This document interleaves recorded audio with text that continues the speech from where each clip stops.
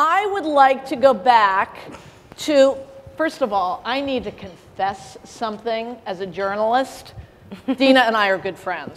So I'm going to try and ask her some tough questions. I am, yes, but we are friends. And the friendship began in 2005 when I didn't know Dina very well. She had come to a couple of Most Powerful Women summits.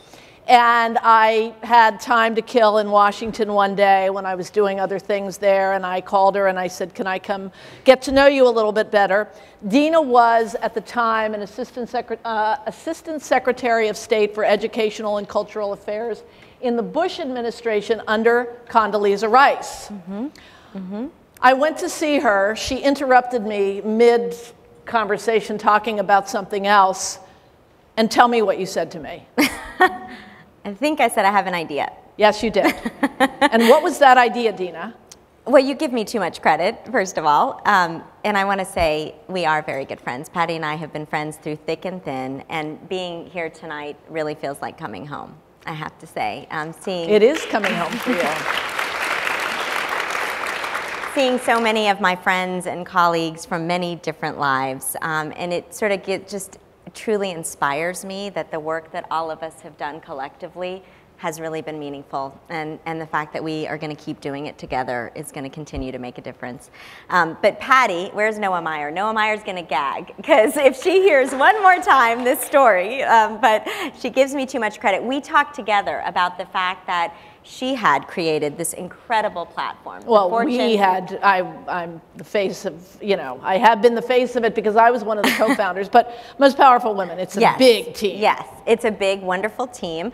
But these amazing women who had achieved so much success, and yet time and time again they would say to Patty, the way we define our legacy really is more than our work, is more than the revenue that we generate, more than the work that we do. How can we actually impact the next generation? How can we lift up women from around the world? And to go global. And to go global, that's right. So we had this idea of having Dina had this idea. Amazing women from around the world who, I mean, they speak for themselves again tonight. Every year, a more extraordinary cohort of women from so many countries around the world where it's not easy to leave for 3 weeks, to leave your children, to leave your businesses, your spouses, and to come and shadow these amazing women. And we weren't sure, actually, if it would even work, if it would take off, but Condi signed off on it right away. Right away. Right away. Suddenly, the ambassadors from all around the world were competing to nominate women, and you and Elise and others have been incredible. Chris Minor, where is she? Chris Minor this has been her baby. Has run this program from the state in the State Department from the very beginning, starting in 2006. Very much, and Patty and I that first year said we were just blown away by the women. But I said, Patty, you realize that we have to tell every cohort the same message, that when one of them runs for president, we get to be at their inauguration. And I say that again to all of you. We are so sure that you will be the extraordinary leaders for the future. So the reason we have Dina here tonight is not really to talk about that, although I had to acknowledge Dina's role in bringing you together from around the world. And Dina is senior counselor to the President of the United States for economic initiatives. That is a position that she took in January. And then suddenly, we thought that was enough to do. And then in March, she gets named Deputy National Security Advisor in addition to your counselor job. So Dina, what do you do here? Well, I did start with a portfolio that I think built upon a lot of the work that many of us worked on, which was the economic empowerment of women. And there are way too many people for me to mention tonight, but one of my greatest mentors is Madame Christine Lagarde. And it is an honor always to be with her. And many years ago, she really was one of the strongest voices that the whole area of women's empowerment is not only an issue of justice or an issue of human rights, it really is smart economics. And I think that is what began to change the debate, that this is the smartest investment we can make as a society if we are really seeking more peaceful and prosperous nations. And that was very exciting to come on board and do. And, you know, Ivanka Trump was who called me, and she said, you know. When did she call you, Dina? After the election, actually. And she was doing a tremendous amount of research. She is a numbers person, and she had seen 10,000 Women and some of the other programs, and she said, you know, I want to understand how that program works. How do you measure success? And she was really thinking about, you know, how she could lend her voice. And where I do think she has really unique credibility is the fact that she was a successful female entrepreneur, that you can't create 25 million new jobs as we are seeking to do over the next 10 years without making sure that women are at the center of any economic agenda. So that part was exciting.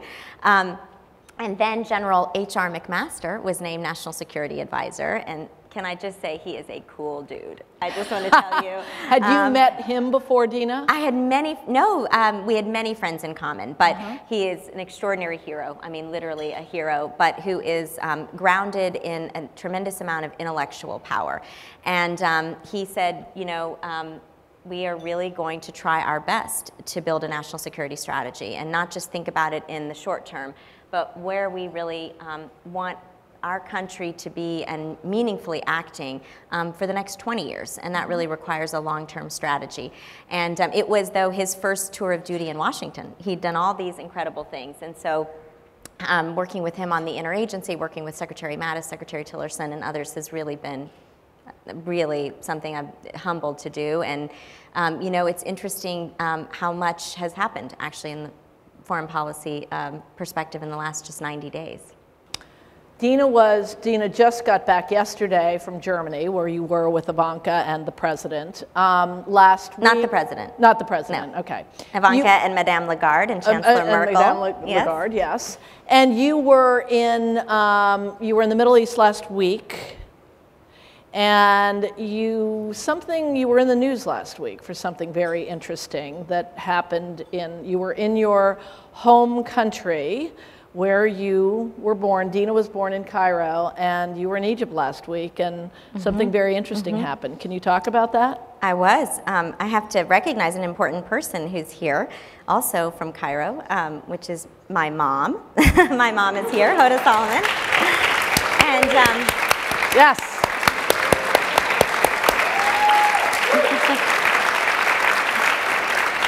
My great mentor in life, honestly, a woman who graduated from the American University in Cairo and immigrated to the United States with her daughters and got her master's degree and worked so hard every single day of her life so we could reach our potential. But two funny stories about my mom. My mom and my dad, who was a captain in the Egyptian army, used to tell my sisters and I that they had really left their homeland so that we could reach our potential. You know, that we could strive to be anything we wanted to be, as long as we were a lawyer, a doctor, or an engineer. And so we knew quickly I wasn't going to be a doctor or an engineer. But I did get into law school and deferred for what I thought would just be 1 year. And somehow it turned into 15 years and a different career. But she was always my great, great support. And so I was traveling with Secretary Mattis to the Middle East. We were going to Saudi Arabia and to Egypt and a few other stops. But we had been working on a very important issue, which was to work to secure the release of woman Aya Higazi, who had been an American citizen in prison in Egypt. And we worked very hard over many weeks, and we were in Egypt, and we thought we'd really love to bring her home. And so we had the privilege of bringing Aya and her mom and her husband home. And now Aya is so stuck with us that she can't get away from us, and she is here tonight. And we're so honored that she's here.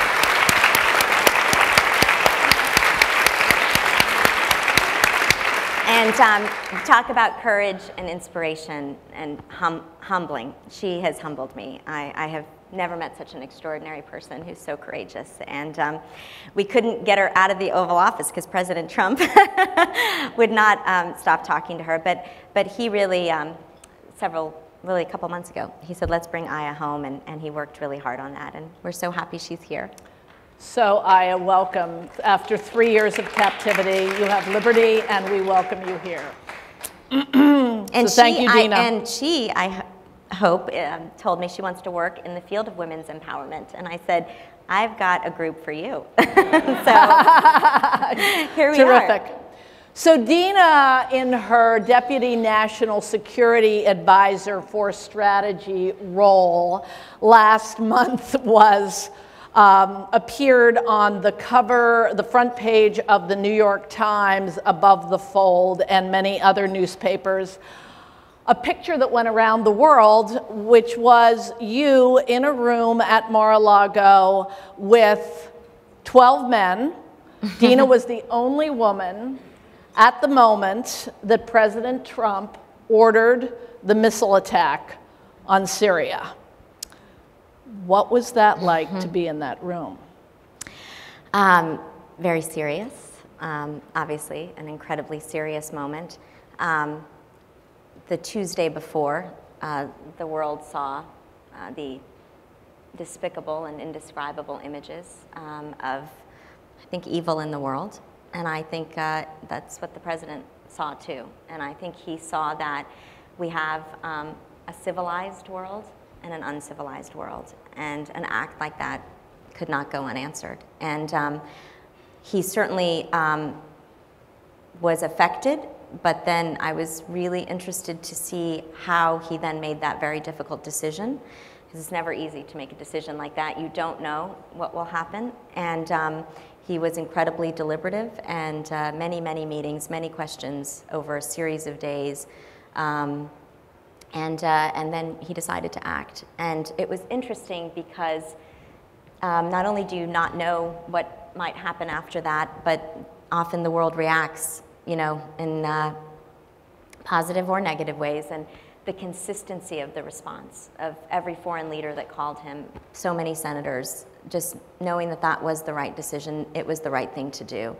And then, of course, the UN Security Council affirmed that decision by passing a resolution to condemn the Syrian action. And even the Chinese abstained, which was a huge and very different decision that they made. Mm-hmm. So I think it was very heady, very serious, but made me proud, actually.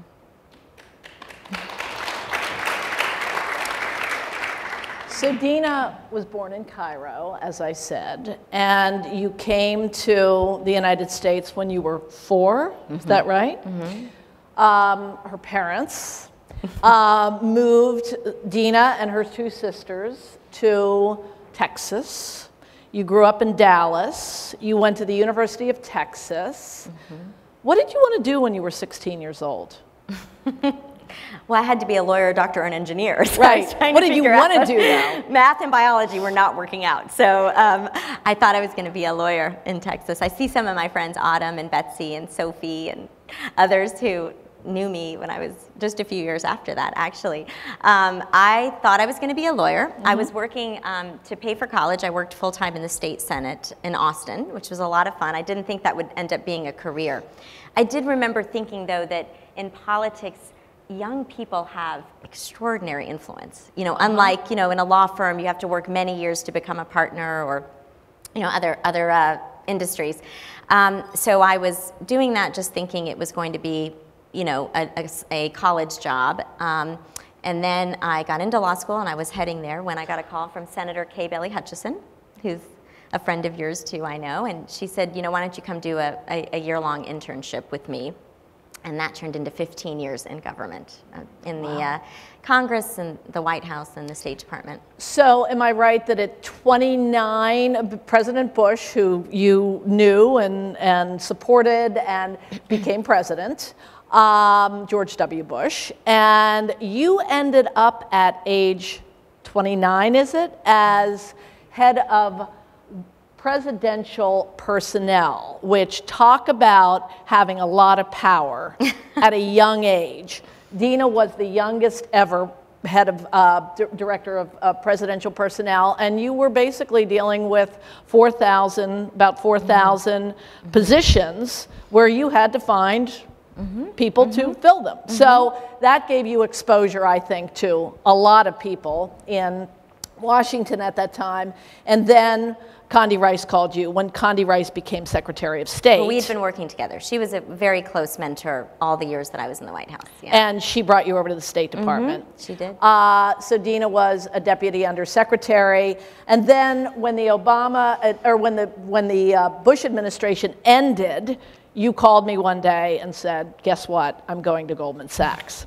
So I want to know, and we're going to talk a little bit about your Goldman Sachs career, but I want to know what has guided you on your career path? What sort of thinking? Well, a little bit corny, to be honest. You know, I think when you have parents that make a sacrifice and really leave a lot behind and try to give their daughters a chance to reach their potential, and this happens to be a country where you can do that. It's a country where anyone from anywhere can achieve their dreams. And I do think that instilled a sort of further sense of deep appreciation for our country, and that service was going to be part of that in some way. I also think, though, the other thing that guided me a little bit was not over-planning. I mean, that's the thing that and Ashley Marquis is here, we worked together with President Bush. If you over-plan, I think that you know, I thought I had my whole life planned. Like, I think so many of the millennial generation, you know, I was going to go to law school, I was going to get a job at a law firm in Texas, and that was going to be the track that I had. And like, just taking that one leap of faith, you know, changed, you know, what my future was going to be. And when I got the call to go to Goldman, it seemed totally inconceivable to me. I had 2 babies here in Washington. I couldn't imagine moving to New York. Certainly wasn't a banker. You know, I think trying to take some leaps of faith and hoping that, you know, God and others God was involved in maybe helping me think about the next step and having some faith that there was a plan for my life. And that's what, you know, I'm looking at Noah. You know, I think that she took a big leap of faith when she came to work with me. And I think that that believing there is maybe hopefully a way that you can make an impact, and it won't be perfect and pretty every step of the way. So Dina was a partner at Goldman Sachs, a very well-paid partner, as we found out when the news of you going to the government. Wasn't exactly right, but we'll talk about that later. She's not making as much money today as she was making at Goldman Sachs. And, you know, she was in charge of the foundation. She was in charge of an urban investing group. She had a P&L under her. She had started and built 10,000 women and 10,000 small businesses, very close to Lloyd Blankfein, the CEO. How did it happen that you came to? Did Ivanka just, you had never met her. She just called one day, and she called you at Goldman? She called you at Goldman? She did, yeah. Okay. Jess Harper came in and said, Ivanka Trump's on the phone. Wow. And she had, like I said, she had read about 10,000 women. She had, and some of the other work that we had done, and particularly in some challenging countries. You know, again, I feel like way too much talk about Dina Powell, because the truth is it was Noah Meyer and Kara Gustafson and Amy Bradshaw and so many of the amazing women here that really built that, you know, initiative for so many years. And can I tell you my one favorite story? Sure. Okay. Yes, go ahead. Patty doesn't like when, no. No.